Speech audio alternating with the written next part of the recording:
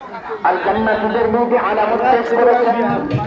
ওয়া আম্মা মান খাফা মাকামা রাব্বিহি ওয়া নাহান আমরা আছি খাজা মুগাম দরগজ খাজা মুগাম বার্ষিক ওয়াজ মাহফিল চলে।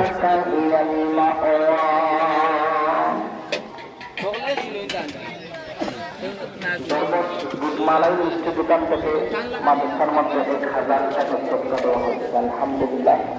মাওলা আপনার সদকাকে কবুল করুন, জমির মধ্যে দানকে মাফ করে দিন, তাদের ব্যবসার জান্নাতে বারাকা দান করুন। আমিন ইয়া রাব্বাল আলামিন। তো আল্লাহ রাব্বুল আলামিন জান্নাতীদের দুইটা আলামত পেশ করেছেন। জান্নাতীদের দুটি আলামতের মধ্যে থেকে প্রথম নম্বর আলামত হচ্ছে ওয়া আম্মা মান খাফা মাকামা রাব্বিহি।